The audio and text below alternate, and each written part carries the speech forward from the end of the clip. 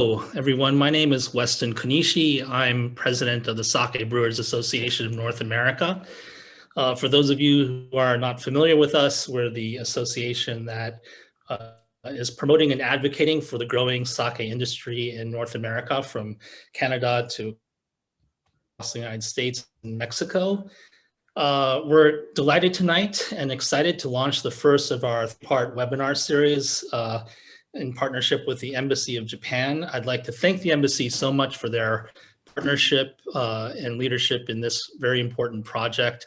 And I'd also like to thank the Japan House of Los Angeles for their support in promoting this program, as well as the Japan America Society of Washington, D.C. Tonight, we're launching also the North America Japan Sake Brewers Dialogue. This is an initiative to help facilitate cooperation, dialogue, and information sharing between Japanese brewers and American brewers. And we're really excited about this initiative. We're hoping that tonight will be the start of many more meetings like this and gatherings like this amongst brewers in both sides of the Pacific. We have a fantastic lineup of brewers tonight, and we're really excited to get started with the dialogue in just a few minutes. Before we start, I do have some housekeeping notes to tell you. First, this session will be recorded and will be posted on our website. And again, our website is www.sakeassociation.org. And it will be probably posted on YouTube as well eventually. Second, we will not have a set Q&A session, but attendees are welcome to post their questions in the Q&A section. You can find a button to the Q&A section on the bottom of your screen. Our moderator during the dialogue will do his best to address some of those questions throughout the conversation in a few minutes. And finally, we have a survey at the end of the webinar. We'd love to get your feedback on how you found this event and other information. So please just take a minute to fill that out at the end of the session. So with that, I'd like to turn to Minister Ichiro Oishi of the Embassy of Japan to say some welcoming remarks. Minister Oishi. Thank you, Konishi-san, for the kind introduction. I'm Ichiro Oishi, Minister of Finance at the Embassy of Japan in the United States. We, the Embassy of Japan, are so delighted to have this fantastic webinar with Sake Brewers Association of North America today. I'm originally from the Ministry of Finance and Japan, and as you may know, that Ministry of Finance is in charge of sake industries in Japan. Concretely, the National Tax Agency and local taxation offices, of which are part of the MOF, are giving licenses and so on to sake breweries. 25 years ago, I was director of a local taxation office in Fukuoka, Kyushu, and that taxation office covered 26 sake breweries, which was the largest in the region. I visited all 26 sake breweries in the region, and I was so attracted by sake's long history and culture, and of course, taste. However, the sake industry had been shrunken at the time in Japan. After working at the local taxation office, I came to Washington, D.C. in 1996 to work for the IMF. Needless to say, in 1996, sake import from Japan and local production was so limited in the United States. However, now in 2021, sake export from Japan to the United States has significantly increased, including today's Japanese panelists' breweries, and local sake production by the American people have grown quite a lot. This is a dramatic change, and it shows bright future for sake, especially in the United States.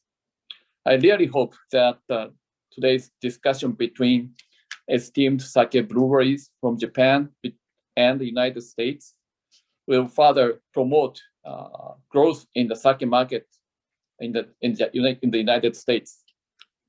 Thank you very much. Thank you, Konishi-san. Thank you, Oishi-san.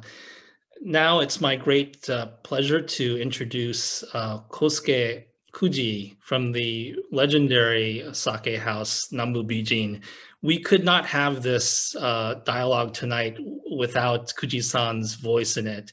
He is such an important figure in introducing Japanese sake to the North American market, and we're just delighted to have him here tonight. He's also featured in the outstanding documentary on sake called Kanpai for the Love of Sake, which if you haven't seen it, I recommend you watch it. It's just a incredible film on the beautiful tradition of sake making in Japan. So again, we're honored and delighted to have Kuji-san. Kuji-san, please take it away for your introductory remarks.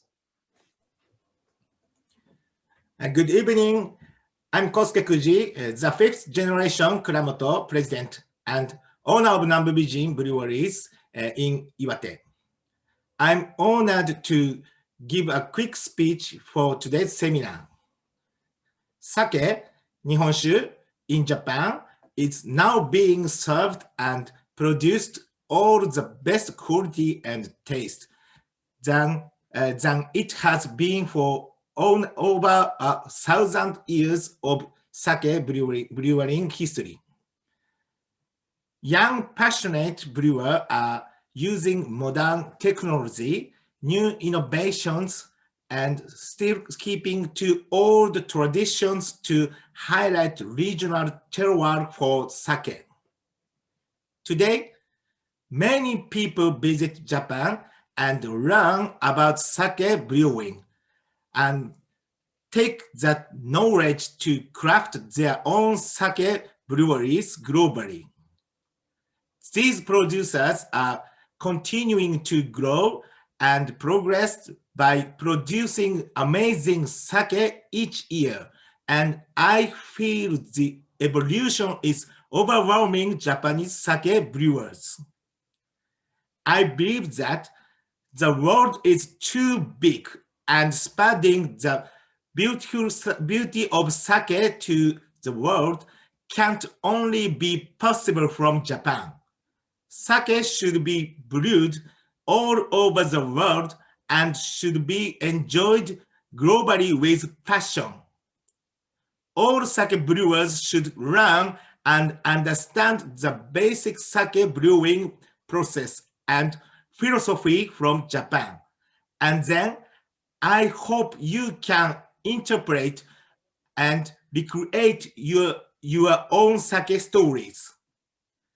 I assume that today's seminar will be the first step from some of your sake stories and the beginning of a long journey ahead.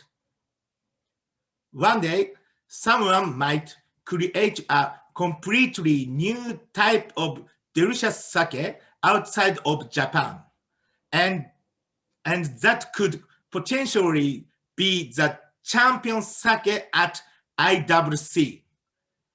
I believe that there are endless possibilities, and with all of the talented participants here today, that story could be yours. Thank you. Kanpai. Kanpai. Thank you so much, Kuji-san. And it's, again, great to have you and have you kick off this very important discussion. So with that, I'd like to turn to our panelists for very brief self-introductions. And we'll start with Yuka. Yuka? Hi, I'm Yuka from Katsuyama in Miyagi Prefecture. My family has been making sake for 333 years, and we're a small brewery with 4 brewers and specialize in home premium sake. We've been focusing on exporting, and you're more likely to find our sake in Manhattan than in Tokyo. Also, I'm a member of the association as a founder and a developer of My Glass Sake homebrewing kits.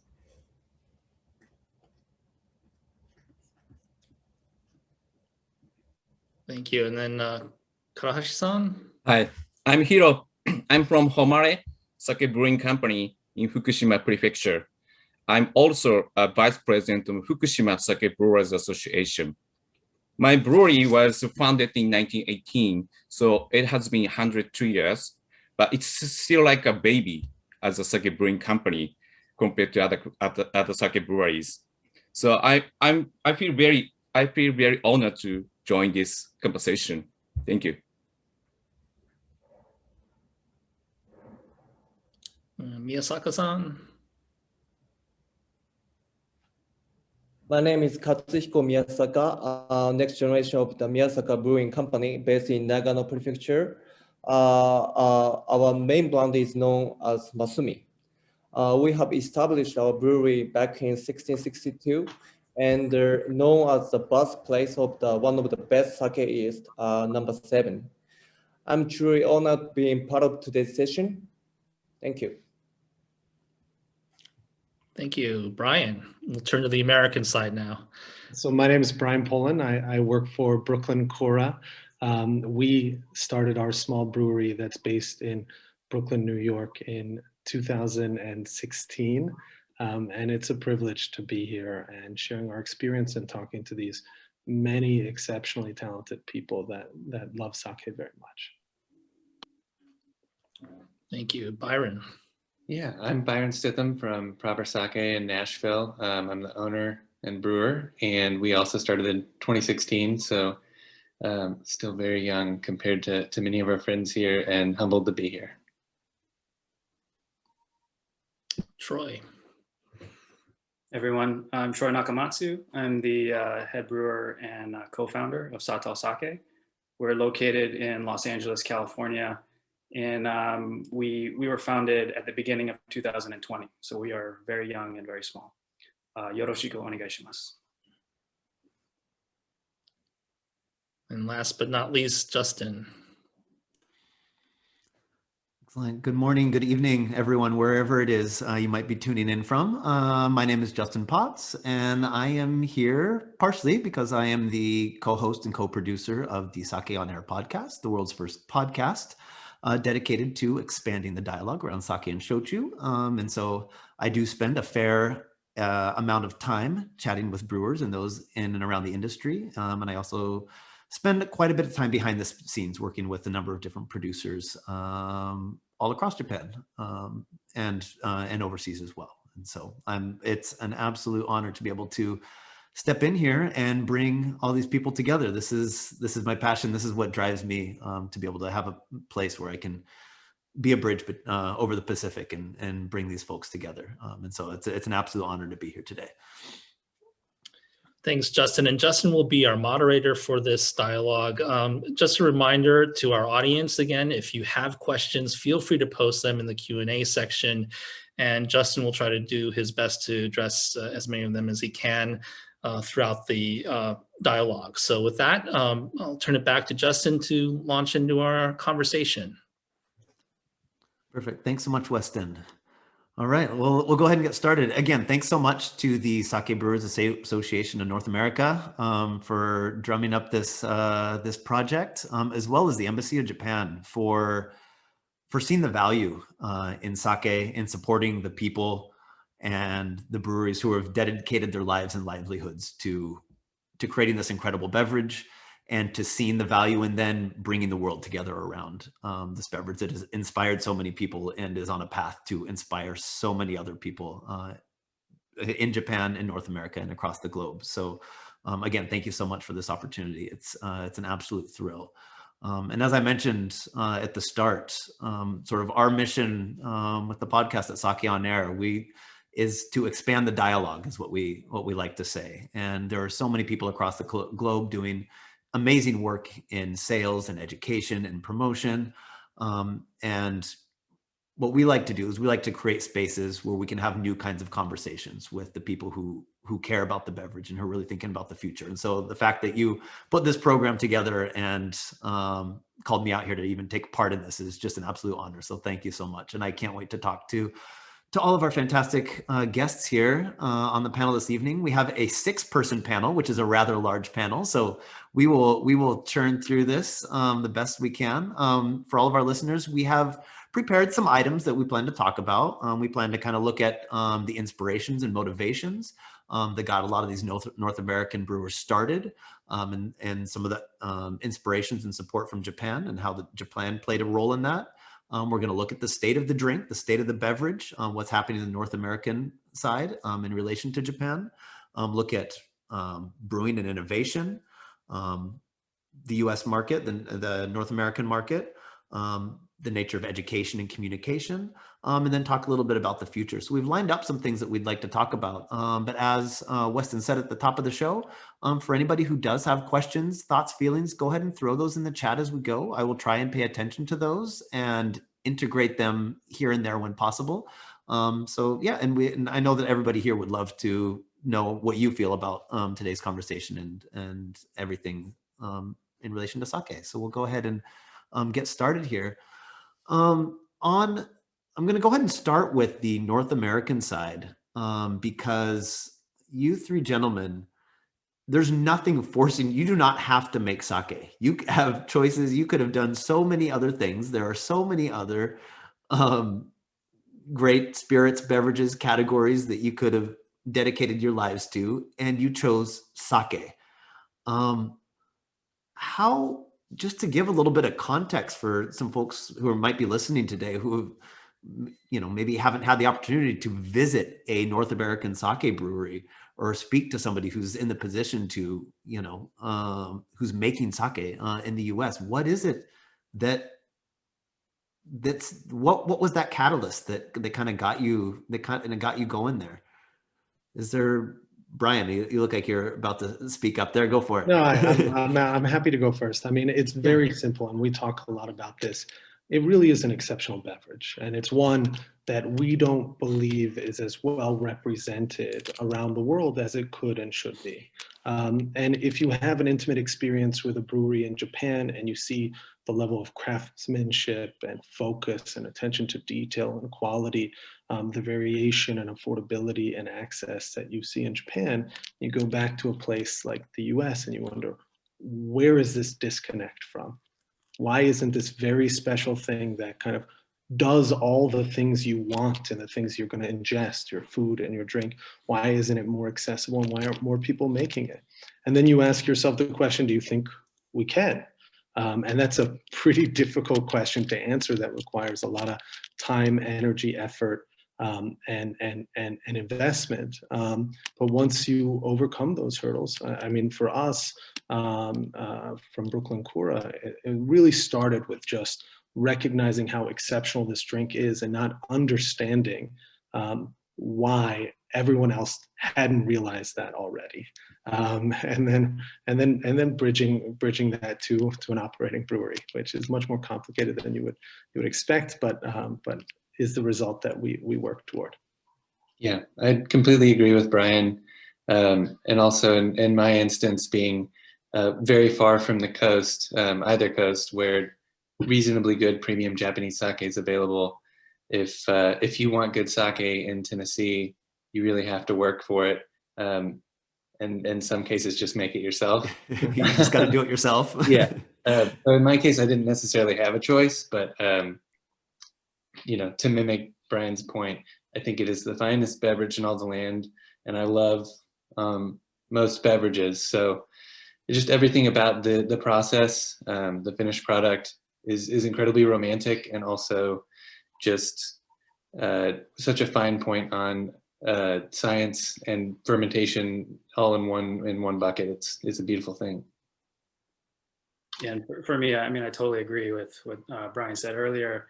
I started off as a sake enthusiast, just really having a passion for the drink, and my curiosity in food and fermentation kind of led me to the path of home brewing, which I did for a long time. And all the while I had this sort of bug in my ear kind of saying, hey, this could be something here, and maybe this is the right time to start a brewery. And I had a moment in Nara Prefecture where I was with my wife and a friend, and she took us to her local brewery which just happened to be Ume no Yado. And I just seeing it on a small scale, like a small to medium sized scale, really gave me the inspiration to say, hey, maybe I can do something like this. And when I tried the sake afterwards, I was blown away, and I was like, this is so, this is what I want to do. And then later that day, she took us to our local shrine, which was Umiwa Jinja, and I prayed for luck from the sake god. And looking back on it now, that was really the moment that I really felt inspired to do this in America. That's incredible. You went straight to the source down there in Nara. Very good. That's kind of the only thing you can really come away with from there, I think. And then I guess, so then from the Japan side and the Japanese side, all three of you, we're not talking decades for all of you. We're talking centuries in the case of most of you. In your history with regards to brewing, you've clearly owned, the entire world of sake for so very long.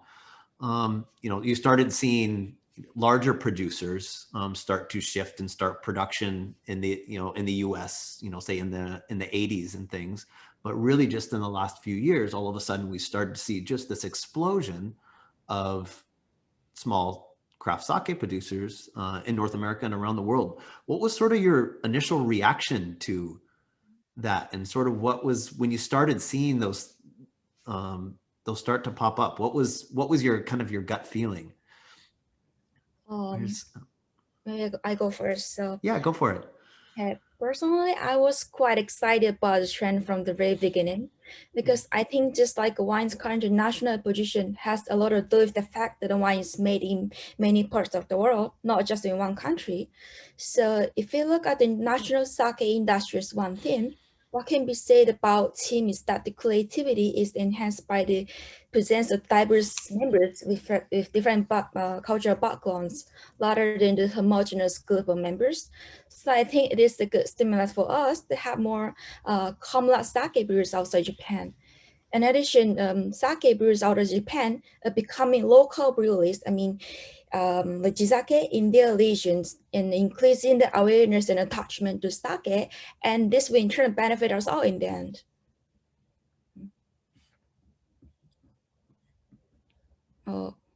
Katsu or Hiro, you want to say something? Hiro, Hiro, what do you think in there? I thought it would be great, since it means that sake market has been growing internationally. At the same time, I was very curious about what kind of people actually started sake brewing companies, or how do they learn actually sake brewing, or how do they find their ingredients or facilities. So this is a very good opportunity to hearing that kind of thing from you, from North American side. Thank you. Yeah, I bet.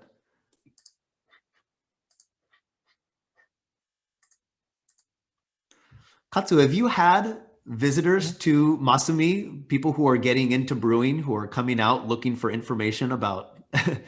Yeah, we only know the numbers from like 5-6 years in the back, but we had a lot. We have actually cooperated together with some of the breweries, started brewing sake in US and also in Canada, and also we even now talking with some of the people in the European countries too. And it's always, excited to talk, with them. And it's a good chance for us to know, like what kind of like taste they have, in different countries. Yeah, absolutely. I like one thing, Yuka, you mentioned a minute ago, you mentioned creativity, and you brought that up when you talked the other day too. And that's something, that's a word that I actually don't hear. I think it's incredibly creative, but it's a word that you don't hear all the time when you get into the sake conversation. You hear about craft, you hear about tradition, you hear about these things. And I noticed in talking to you, you keep coming back to the word creativity. What does that mean to you? And how does that sort of tie into this international? Because in in outside Japan, they are not bounded by the law of Japan. So in some way, they can do some avant-garde. It's just something away from Japanese creations. And as we're gonna talk about later, in Japan, we also have some kind of definition of kind of ingredient we can use or we cannot use, and to be called a sake. But in this day, they also have the different kind of difficulty, but they also have the, it's outside of this circle. So I was just hoping they can have something quite new. Yeah, absolutely. Just out of curiosity, from the Japan side, have you been sampling North American sake at all? Has anybody been tasting? Or even just sake from anywhere? Have you had the chance to do that at all in your visits to the US, whether on sales or? I've been tested once, like 5 years or 7 years ago. So it's kind of unique. It's very different from the Japanese one. Yeah. Yeah, I think so too. Actually, my first experience, for the tasting sake brewed outside Japan was the one brewed in Norway. Yeah. Okay. Yeah. I think it should be the first one, maybe, brewed by non-Japanese people. And it was like very, the different from what we know. I don't know what kind of taste they make right now, but and the second chance was actually the one from the Brian. When I visited the Brooklyn Cooler, he gave me the glass of sake, which was, maybe you used the hop, for adding the flavor. Yeah, I really like it, and as Yuka, talked right now, we cannot make that kind of sake in Japan sake. Yeah, absolutely. Yeah, we'll talk a little about that, because those definitions, right, obviously play a really large role in keeping quality very high and keeping a real honest beverage out there, but it also really determines what can come to life right in those different markets. And so I'm curious then, on the North American side, then how would you sort of explain the nature of what it is, the liquid that you're producing, what you're creating? I might start with Troy here, just because I know that you have the youngest you're the youngest brewer here, or at least in terms of years the brewery's been established. But you recently had to go to market and put something initial out into the world. Tell us a little bit about what it is you're making and how you kind of settled upon that. Yeah, so my passion is to brew sake that showcases the locally sourced ingredients that I have available, to the best of my abilities. And I think hopefully over time, I want to develop a style that's California sake. So, when someone has a glass of our sake, they say, oh, that's a California Junmai, or that's California Yamada Nishiki. That's kind of my vision. Right now, we're brewing sake that we're trying to appeal to a mass U.S. consumer base. And our sake we consider to be very easy drinking, with a focus on a light, refreshing taste. So. Interesting. I'll come back to you. I'm curious, when you say a mass U.S. consumer base, what is that? What do you look at? What's your index or your indices for that? Well, we actually did some studies with the UCLA Anderson School of Business, and we did surveys about people who drink, and do they drink sake, and what types of flavors they look for, and not an insignificant number of participants, and we found that people really do appreciate in the US a refreshing, almost fruity type of drink. And not to say that directs what I brew, but that also is what I like to brew, more aromatic, gentle notes. And so it seemed to work, and that's what we thought would appeal to the widest range of US consumers. Yeah, interesting. Brian, you're over there in Brooklyn. I know you and Byron have both been at the game for probably a similar amount of time. I know you also get a lot of foot traffic through just kind of where you're at, your location. You probably get a lot of rapid feedback in relation to what you're putting out into the world. Sort of what's that process been like, and what are you making these days? It's interesting. And first, to respond to Karahashi's point, this concept of creativity for us is beyond just what the drink is and how we present it and how we vary it and ferment it, but it's also as simple as how we overcome basic licensing issues, how we source equipment, how we source raw materials, like who we partner with. So it is complicated for us in a way that we can only really overcome through conversations like this and relationships with folks like Kuji-san, who help champion this kind of this dialogue. As far as kind of how we think about, we have a consumer-facing tap room, and we feel strongly that there's a period in our brewery's life where we want to prove our ability to produce a relatively traditional style of sake, one that is like the sakes that we experience while traveling Japan, that are local and refreshing and delicious.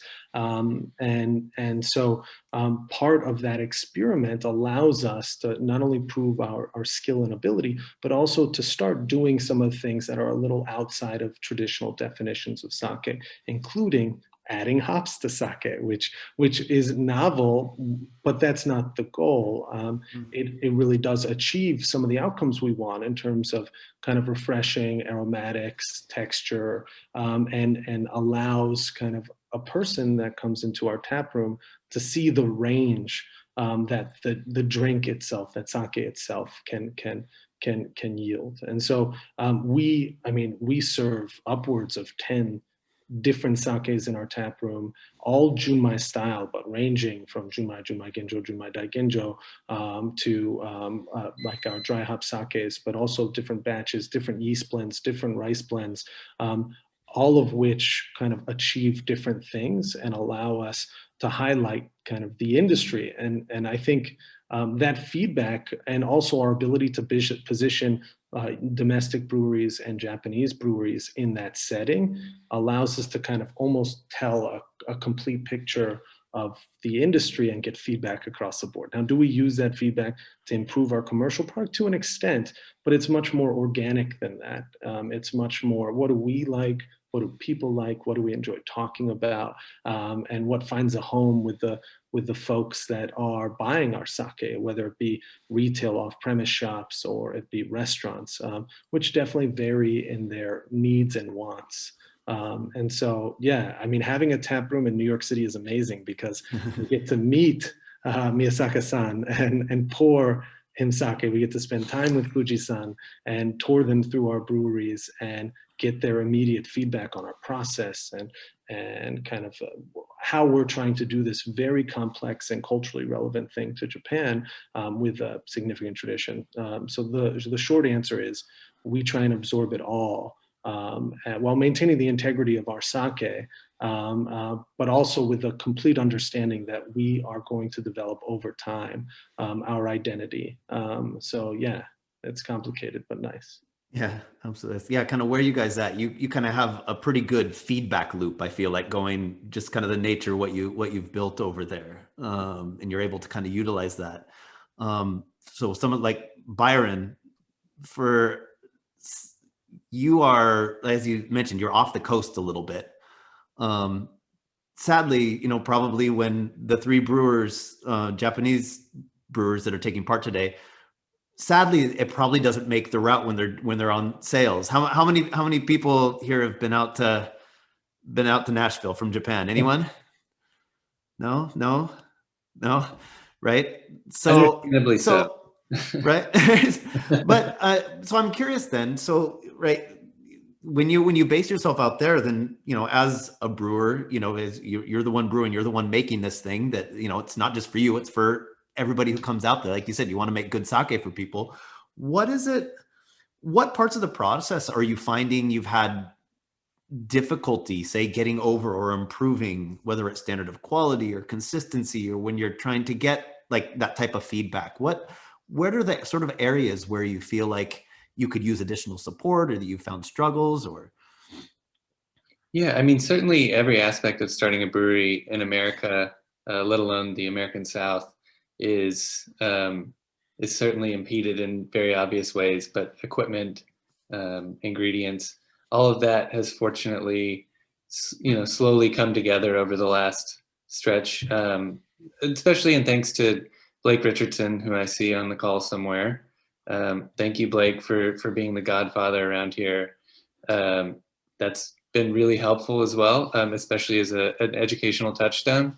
Being able to go to Japan and see it firsthand is obviously super important. I think there are a lot of SOPs and sanitation related to high-level brewing that can be also experienced in American beer breweries and wine facilities. So there's a lot of takeaways there that we've been able to capitalize on. But I mean, ultimately, it's really been a lot of trial and error. And so for me, really being in love with Yamahai style sake, that specifically is a bit of a black box for English language materials. So certainly visiting you out at Kito Izumi was, mind-blowing, and I learned more on that trip than just about anything I'd read up till that point. And all that to say, I think the more that we continue to grow as an industry, the more this information will trickle down more effectively, and hopefully it'll be easier for folks coming up. Yeah, that's it's interesting. You mentioned that, right? You have a specific sort of style in mind. You mentioned, Yamahai style specifically. I know even on the Japan side as well, you're starting to see a lot of diversification as to what's being made as well. Places that weren't doing, say, a Yamahai or a Kimoto style 10 years ago, are getting into that. Or, there's whether it's sparkling or these different styles. Japan has a lot of experience to lean on, right? You have tens or hundreds of years within your own institution, as well as other facilities and support systems and things. I'm curious on the Japan side, as you get into, making new products or you're doing different things, what does sort of that process look like when you get into making something new or something different?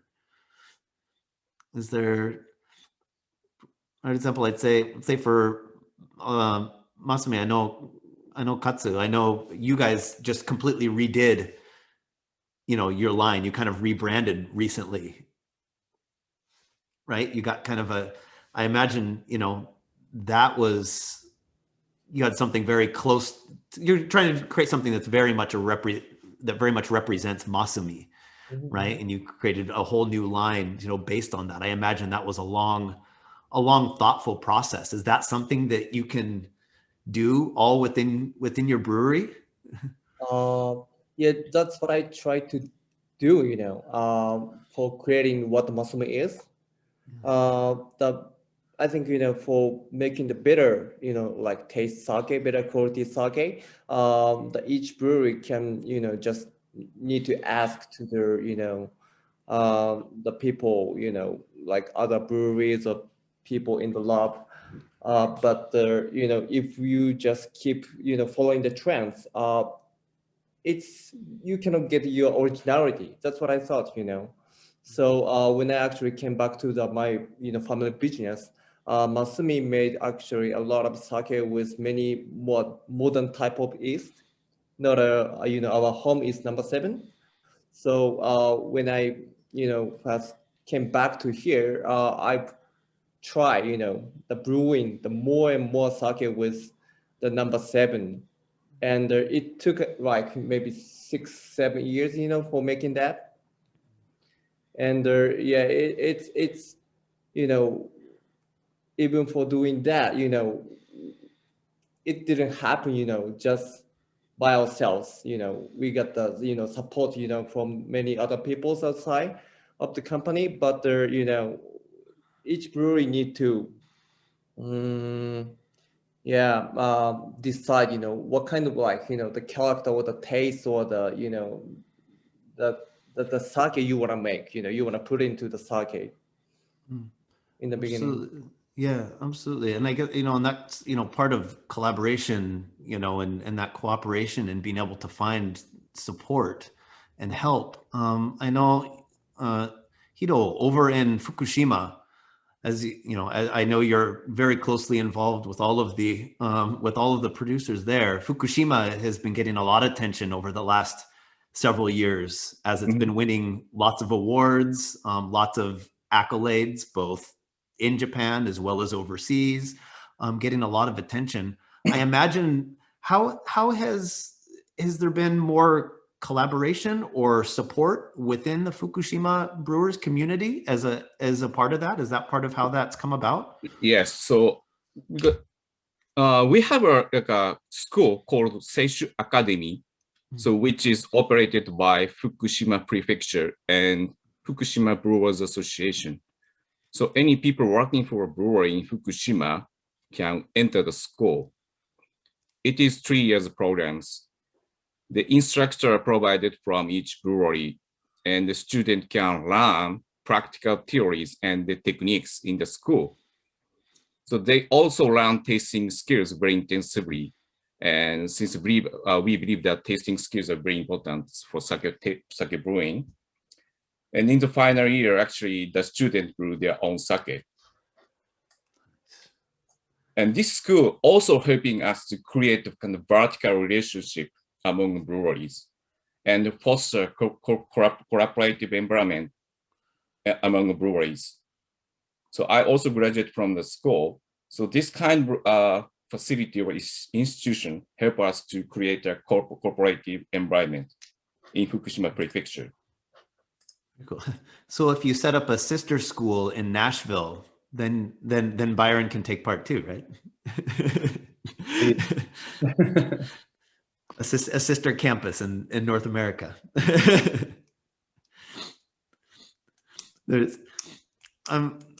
I'm interested then. So what is that's an incredible resource. And I imagine all three of the North American brewers, everybody has traveled to Japan regularly to go and visit and learn and see different breweries and different producers.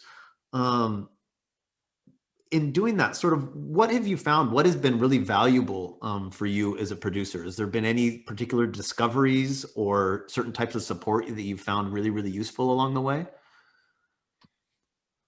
I would say that I've been incredibly welcomed everywhere I've been, and that has felt really special. But just with regard to being able to ask even what would seem like the most inane question and receiving an enthusiastic and thorough response, and then on top of that, being able to see something in the flesh. I'm more of a visual learner anyways, but I think anybody would benefit from being more hands-on in that. And then of course, coming back to the States and having a lifeline, as it were, to reach back out to Japanese brewers who have been incredibly helpful and thoughtful with their time, to say, hey, this has a weird color to it. What's that all about? Or, insert strange fermentation problem. But yeah, I think my addition is, I think the ethos of brewing in the US kind of is borrowed in many respects to the beer brewing world, right? And there's a real sense of responsibility among the brewers here to be as transparent and as forthright and as I guess as much a partner as we can be with other new breweries that are attempting to do what we're doing, and that includes when we were starting, whether it be Todd Bellamy or it be Blake Richardson, or the list is long, and a lot of practical answers around the process can be answered relatively quickly because of that partnership and collaboration. And then when you reinforce that through relationships in Japan, which take time to cultivate and are made simpler to access through dialogues like this, it just helps us, not in making Japanese sake, but in kind of achieving our goals to make whatever idiosyncratic kind of sake that we hope to in our process. So, there are so many things that seem inaccessible, but because of these relationships domestically and between Japan, it becomes achievable. And our learning curve, while it's steep, can be a little shorter because of how accessible everyone has been and seems intent on being. And I think the goal there is pretty fundamental. It's Italy and let's say France exports $9 billion of sake a year, and Japan is around 400, 500 million. There's a huge gap to overcome, and it requires these partnerships to get there. Yeah, absolutely. And I got a question here actually from Andrew, who's very much part of this association, actually for Hiro specifically, with regards to the Fukushima, the Brewers Alliance that you were talking about. What that sort of association, you're saying, you know, as part of an association and as part of the North American Association here, what do you think the North American Association could learn from the Fukushima side? Are there certain characters or qualities about the setup that you have there that they could learn from? Or are there certain areas that you feel like maybe the North American side should really invest their energy in? I think you have like an association like a North American Sake Brewers Association. So you have to talk about this kind of school or institution you might be able to found, or you may be able to find somewhere. For example, like US Davis, they are maybe specializing in wine things. So they might help your association or your what you're doing or something. Or you can talk each other and you can share your information or skills. That's maybe help you guys a lot. That's what we are doing actually in Japan, the Fukushima. We talk each other, we tasted each other, each sake, and we talk. Well, this part is not good. That maybe this process was wrong or something like that. Honestly, we're talking about that kind of thing. Yeah, absolutely. I'm curious then, what is on the North American side? What is that relationship like? Are you guys all in the same Slack group? Are you just messaging each other nonstop, or what does that look like? I know I've personally harassed pretty much everybody in the association and beyond regularly, related to or unrelated to sake, and it's incredible to have brethren scattered about the country who understand or at least have an inkling of what sort of nonsense we're getting into.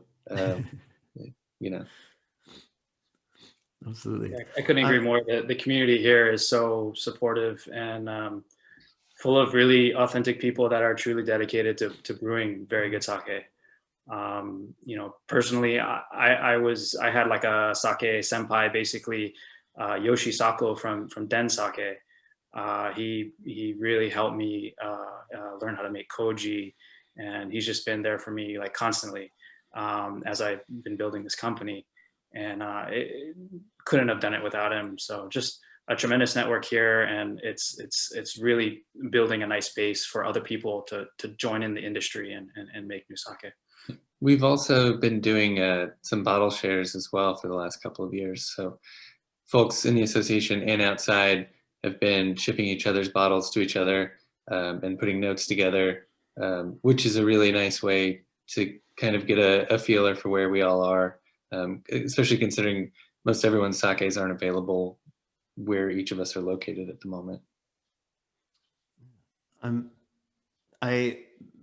Absolutely. And part of that learning process, right, is just sort of having that information out there and having it feel like, you can get at it. I find it's interesting. I want to talk to Yuka for just a second here, because you have sort of an offshoot of all of this, whereas you have the home brewing part of the scheme that you've really sort of focused on the North American, or at least or the international market in general with. And there's some folks talking about it in the chat over here.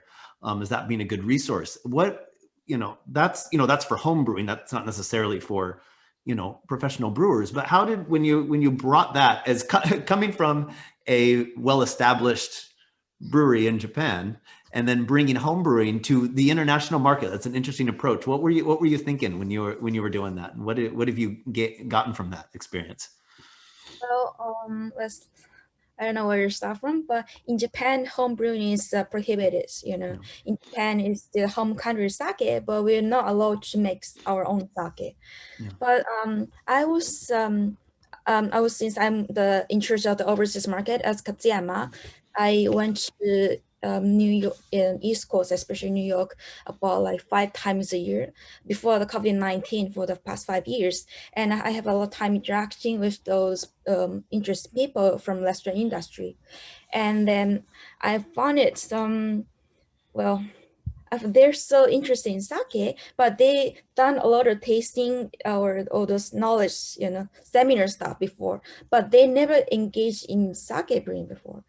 And so the first thing was I just started as a side project with my one of the restaurant, and for the like Michelin star sushi restaurant in New York, and the chef was shochu people. He was not much a sake guy, but once we started making sake, he was so become so obsessed with sake. Not only just him, because they were making sake a bunch in the restaurants. They also involved all the employees and the server and customer. They all amazed or fascinated by sake, because the molomi it changes the flavor or the taste every day, and it changes. It's glowing, and then it was a great appearing for everyone. So I thought those sake brewing could be one of the point that to attract the people into sake. Yeah, absolutely. It's a unique quality to the U.S. market as well too. U.S. I know has a very sort of DIY approach again to brewing. I think maybe all of you guys on the North American side started in home brewing in some capacity. I imagine, right? Like it's a very natural trajectory for a lot of people. Yeah, there's really not a lot of other options out there. I was in culinary and fermentation science and doing a lot of consulting for restaurants. So having access to some other black site facilities essentially to test in that the local government would in no way approve was also very helpful. But that said, basements were used, attics, every part of the home really. I think Justin, it's an interesting question. I mean, we clearly all, it's hard to invest in like an enterprise like this if you haven't proven to yourself to some extent that you enjoy the process of making it and that you think you can make it well. But I'm curious to know the thoughts on the Japanese side about like what kind of impediment for sake as a category or shochu or other fermentation that happens, alcohol fermentation in Japan, is this limitation on homebrew? And is there an active dialogue around like removing a barrier to this type of at-home creativity that can yield folks like us and challenge the industry? Is that something that happens, or? I know it's a question that comes up a lot. Anybody want to take that one? Does anybody see homebrew laws being changed in Japan in the near future? No way.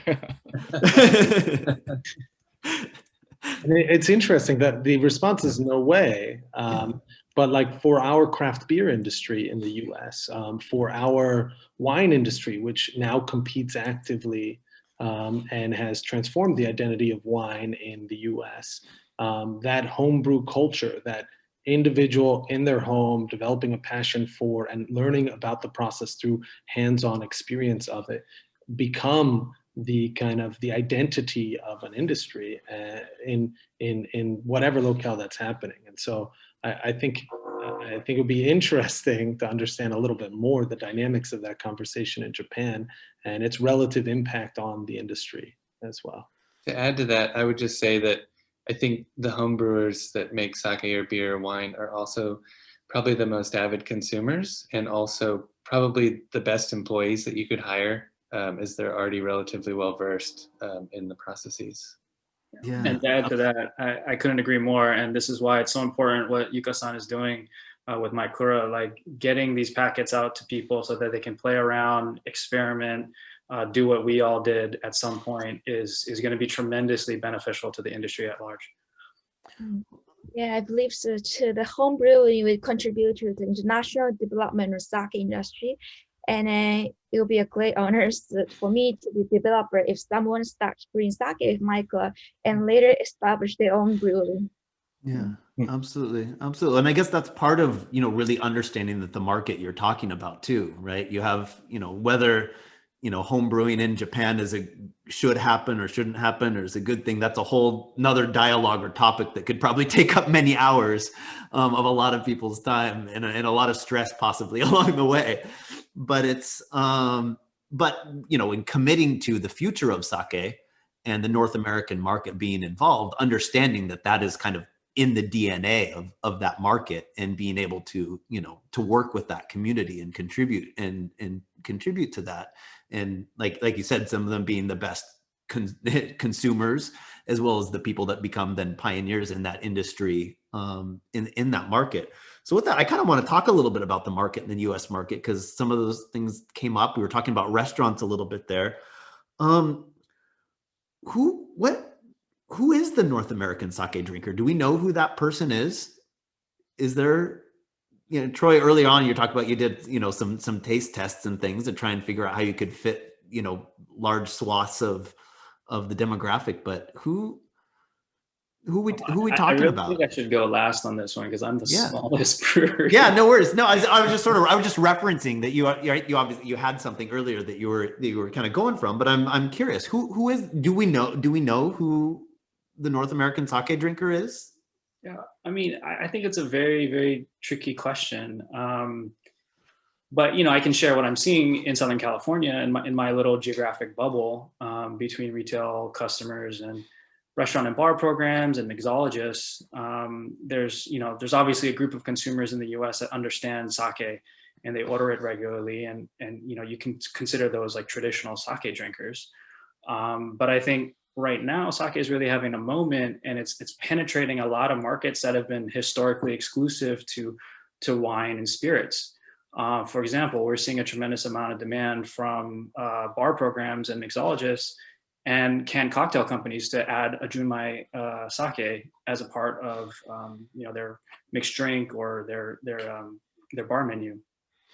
And the fastest growing segments here in the U.S. are the canned cocktails and the seltzers, and there's a lot of demand from that side as well to use a more ingredient transparent beverage like sake, also considered more healthy for consumers. So I see the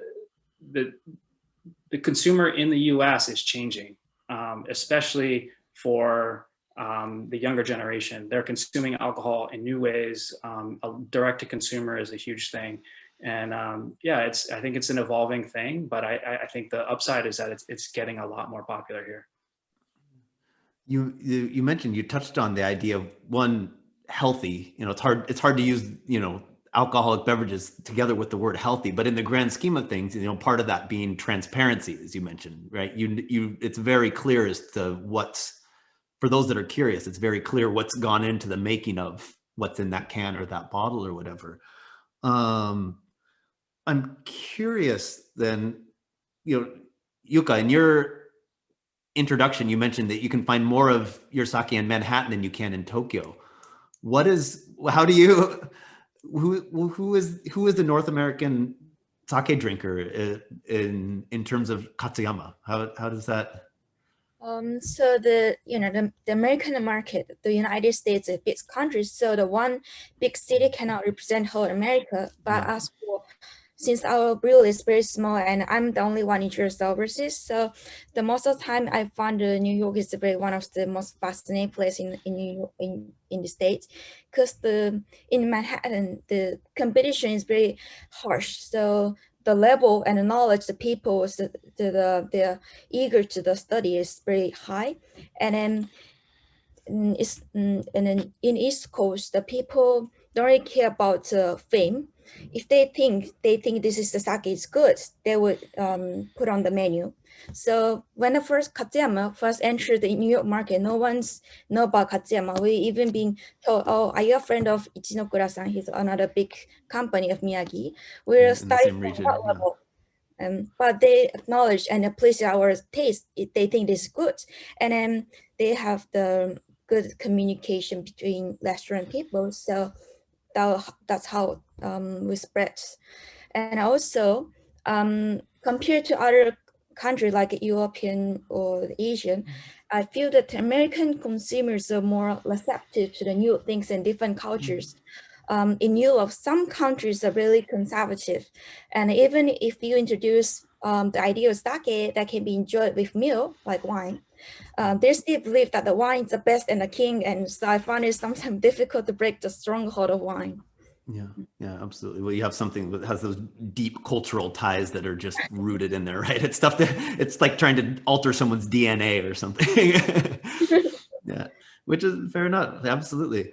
How about, I mean, for the Japanese side, either for Katsu or for Hiro, you know, you've both, I know, been involved in bringing product to the North American market for a while. How has your perception of the North American market changed sort of over that time? How do you sort of view the North American market, and has the conversation changed? Are people asking different questions now? Yeah, I think my father started, you know, the exporting sake with our partners in US about 20 years ago.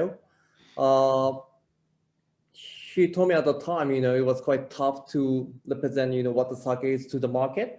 But you know, from my experience in past 5-10 years, you know, I've never, you know, faced to the kind of program, you know, in any big cities in US, for example, in like LA and also New York City. But maybe in the countryside, it still happens, you know.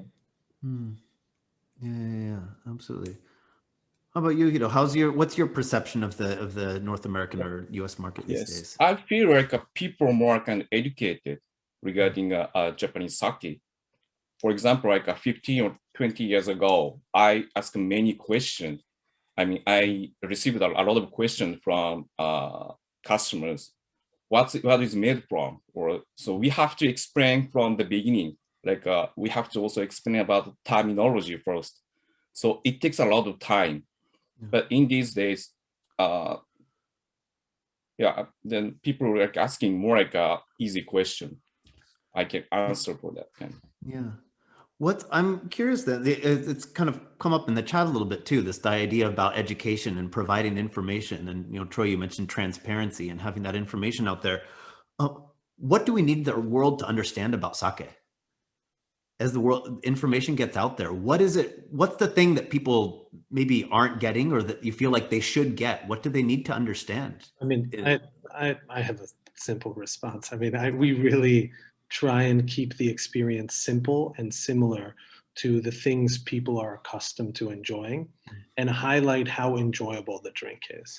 So in the US, futsushu is ubiquitous. I think you can go to effectively any corner sushi shop in the country and get warm sake that's actually produced domestically, which has been very helpful for us from an infrastructure perspective. And so the perception of sake across North America is tied to that initial experience with sake, which can be positive or negative, right? Depending on your mood. And so your first experience. Yeah, so because of that initial experience being pretty common, the level of familiarity with the beverage is common. However, the awareness of the quality and the variance in quality and kind of the depth of the cultural relevance, but the craftsmanship, all these qualities that they're not necessarily there. And so what we at Brooklyn Kura really make an effort to do is keep it simple, keep it accessible, and highlight how delicious the beverage is across its many variations. And then we kind of layer in education as a part of that experience, but first and foremost focus on this being an enjoyable thing that's substitutable for your fine wine and craft beer.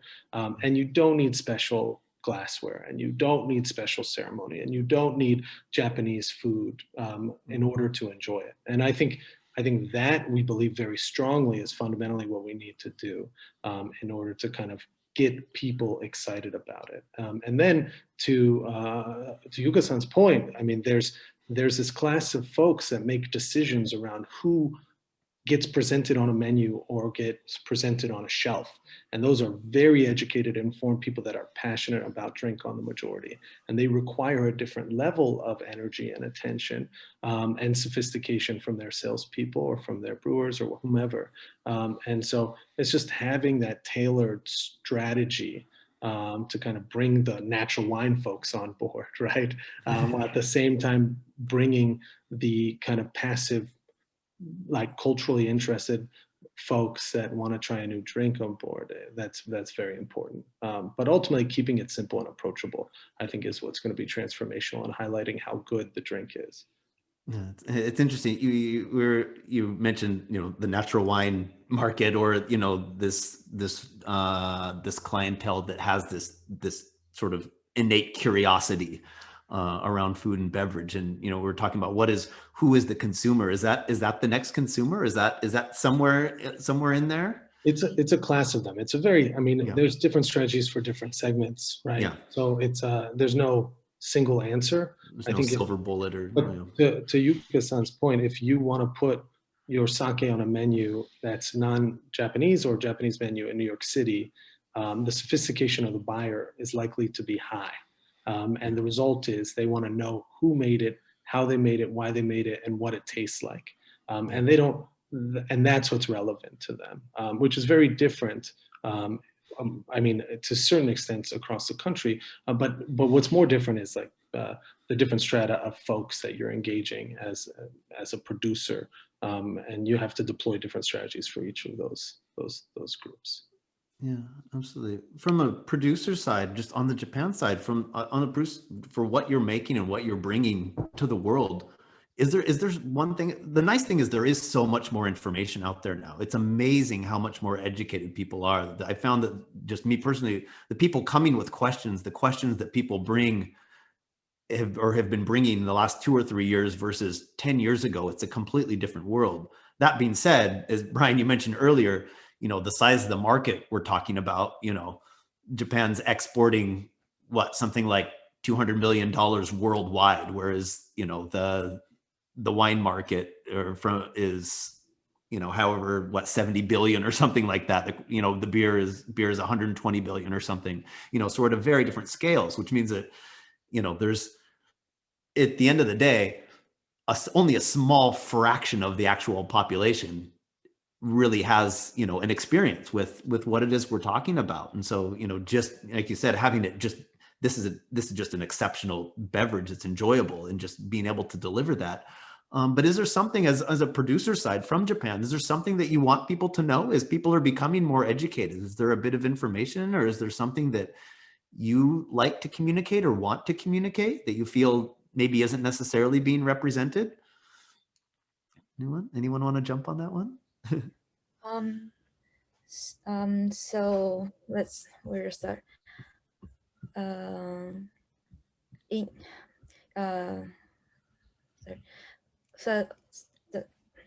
sorry. For example, North American and Japanese market are different indeed. And for example, in Western culture, in wine pairing, there's an idea to match the class, I mean the price of the food and wine, but great and humble is humble. But this is not a widely accepted way of thinking in Japan. And it is not common is quite common to find the same sake in both high-end izakaya, kaiseki, and casual izakaya in Japan. In other words, sake does not have the wide price range, the price pyramid the wine has. And most of the products that confine a very narrow price range with no flexibility. And for that reason, the market of so-called premium sake being sold out of Japan. And so Japanese manufacturing like car and home appliances tend to be based on the concept of good stuff and low price, and the price tend to be set on the specifications. And the sake has long been part of this context. It's hard to change something that has been that way for so long, and people think this is the way it should be. And this price rigidity is something that plagues us. On the other hand, there's some trend unique to the domestic market that has support the current positive wave of sake in Japan. With the spread of social network and trend toward experiential consumption, there has been a lot of interaction between consumer and breweries, and both online and offline. And the media is increasingly focusing on people and the philosophy of the maker. And in that context, sake with the concepts such as limited edition made on trial basis, or sake produced jointly by several breweries in the name of open innovation are gaining popularity. And I think this kind of trends could get into the overseas market as well. Yeah, absolutely. Is innovation, is that a key word that's picking up a lot on the Japan side? I mean, you look at, say, craft beer and things like that in the US or the wine market, everything is innovation, collaboration. Is innovation, is that a word that's happening in Japan? And if so, where is that happening and how? Is there? Because I think the quality of sake has improved dramatically due to the scientific classification of sake manufacturing technologies. And so people starting to feel the competition on the quality has already reached a certain point. And on the other hand, recent years, the uniformity of taste are even becoming a concern. So Liner also, so that's one of the problem or the concern the Japanese side also has. So open innovation could be one of the solutions to cope with this kind of concern. Absolutely, absolutely, absolutely.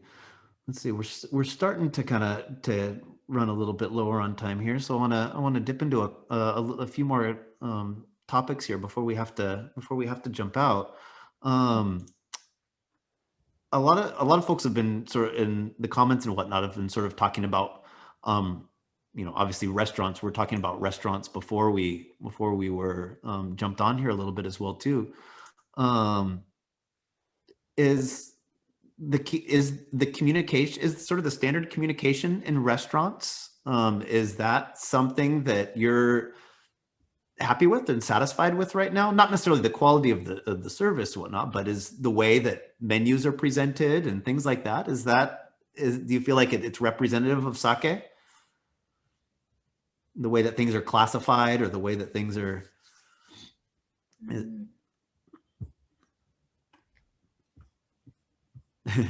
Everyone's thinking. I know on my end, I'm just thrilled anytime there's sake on the menu. So misrepresented or not. But go ahead. Go ahead, Yuka. But for the about current classification system is right now is based on primarily on the rice pollution ratio.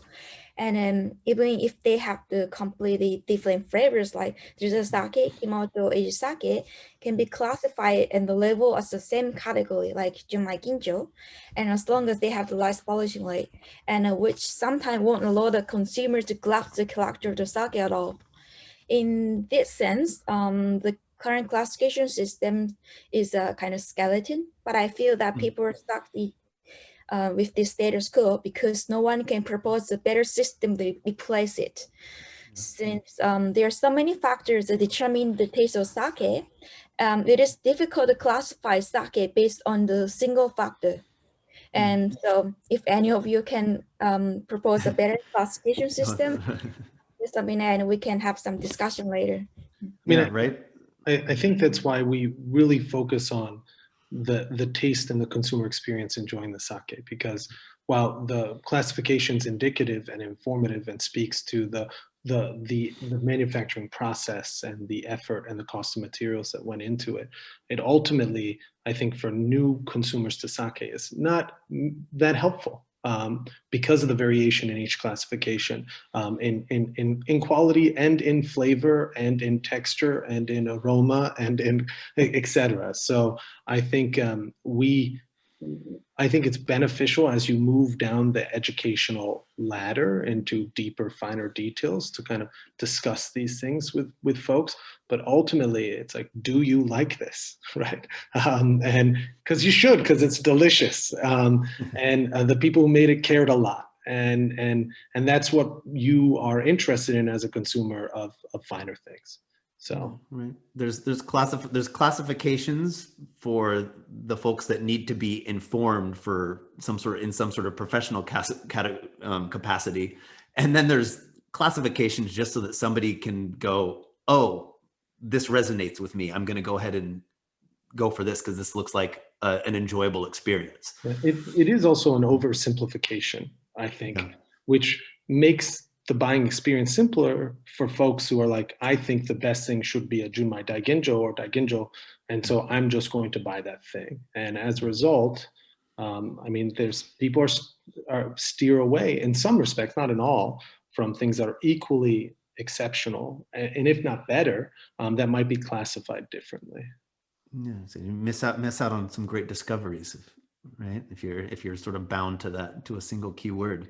We're going to be winding down here pretty quick. Obviously the last few months, the last year or so have been pretty challenging for everybody, and I imagine in a lot of different ways. And we probably we clearly don't have time to that can be part 2 if we ever have time to do a part 2 on this.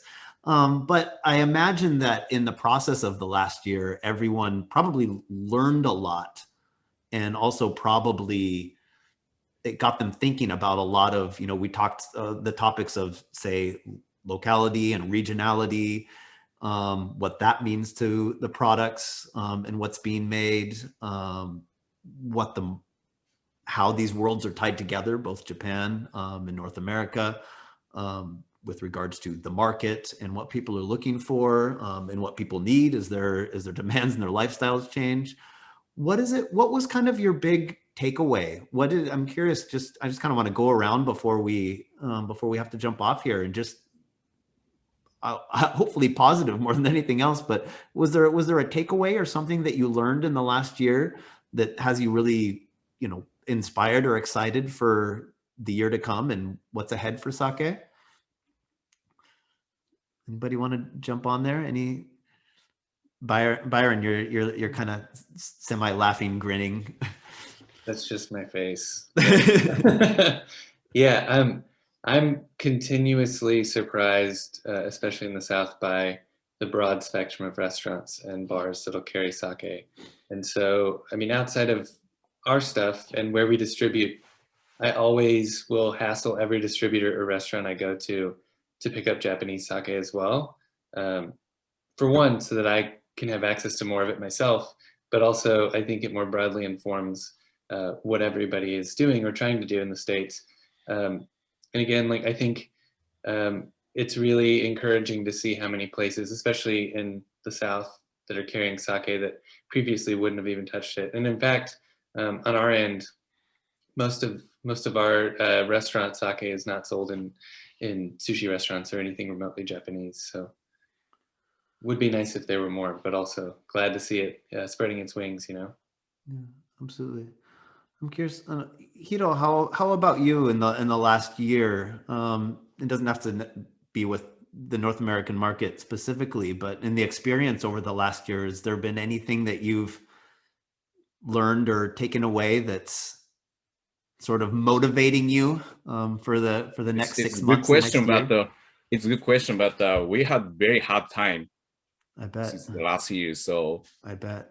Yeah, there's nothing to learn actually. Really? I just hope it's going to be improved the situation soon. Yeah, absolutely. Is there something that the North American, the brewers can do? Is there something from this relationship that they could serve to help you? Or likewise, I know the North American side, they're looking to the Japan side for help about brewing. Is there something that the North American side can do to support the Japanese side, especially in times like these?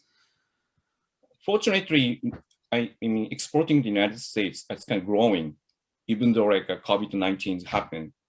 So, but domestic market, we get a lot of damage from the COVID-19. Especially restaurant industry.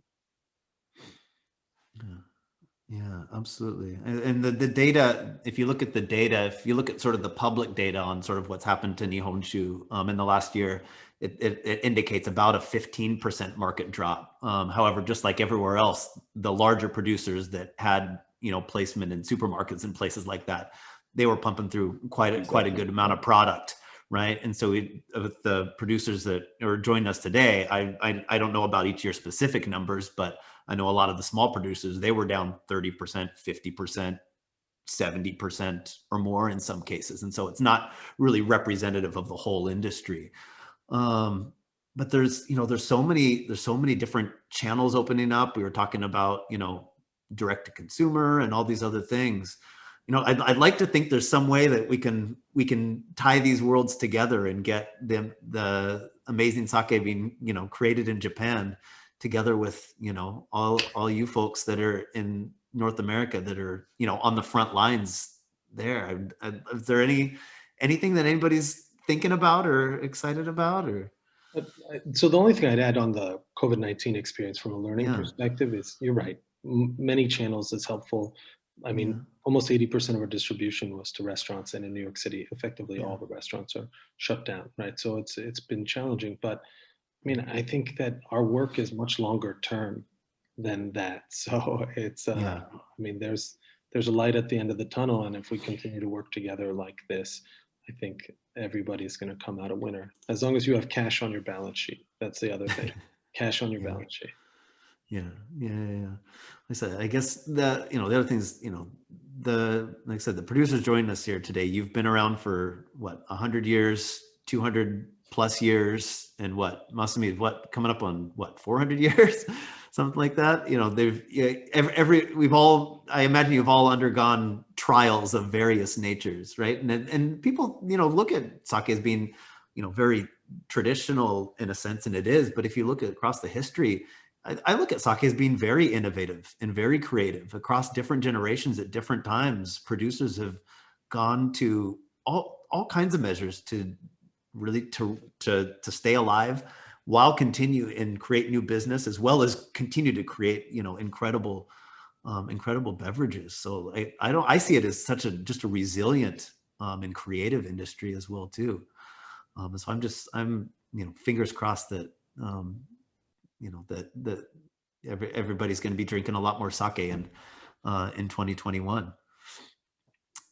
I think as American brewers, it's our responsibility to educate our consumers and really kind of pave the way for people to understand more about Japanese sake. And I can't agree more with what Byron said.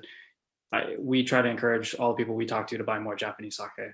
And I promise you, anyone who will buy a can of Sato sake will buy a bottle from any one of the producers on the screen right now. And we hope to lead that charge. And to piggyback on that, certainly to be of help in any way, any Japanese producers that are looking for distribution connections or import connections, by all means, please connect. I will do anything I can to get better sake down here. So.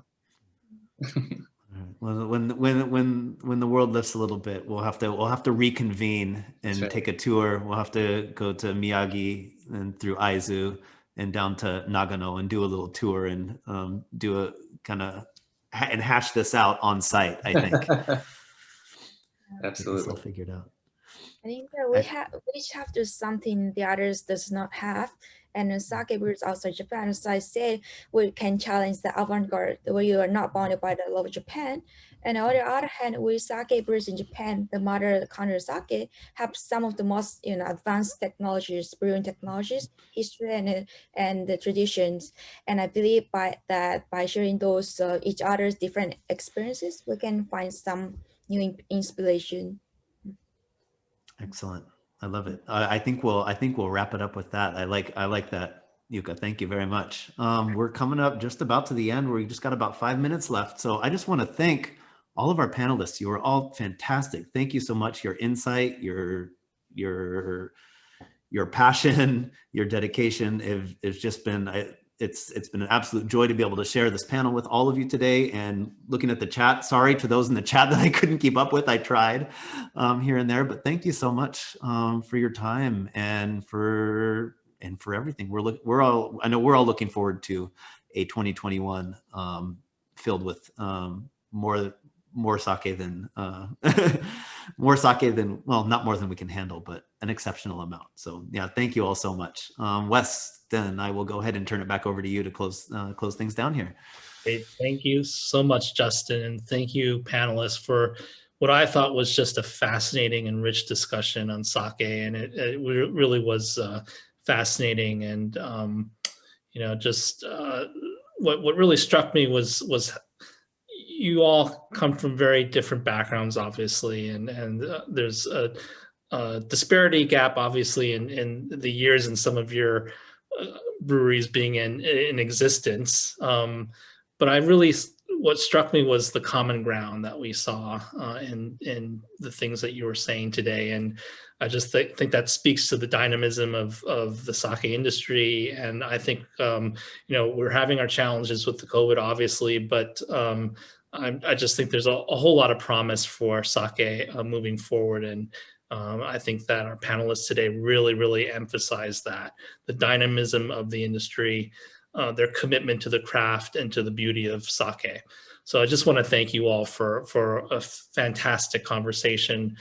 Before I sign off, I just want to also remind our viewers that we have 2 more webinars in this series in collaboration with the Embassy of Japan. The next one will be on Tuesday, March 2nd, which will be a discussion on the regulatory environment affecting the sake industry in North America and the future prospects for growth of the industry here. That will be followed by another webinar on Tuesday, March 23rd, which will be the debut of our short animated film on the joy of sake and sake making, followed by a panel discussion with 3 of our brewers. And that will be in conjunction with the National Cherry Blossom Festival, which is the nation's largest celebration of the friendship between the United States and Japan. We're really excited about that.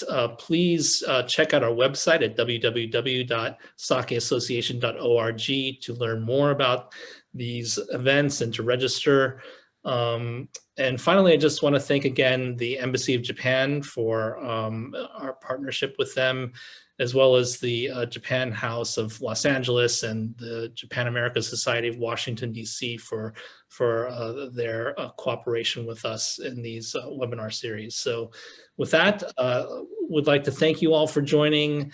I hope you do stay tuned to future events, and good night and kanpai. Thank you. Kanpai, thank you. Thank you, everyone. Thanks. Thanks so much, everybody. Thank you. Appreciate it. I'll be making a tour to visit you all very soon. Anytime.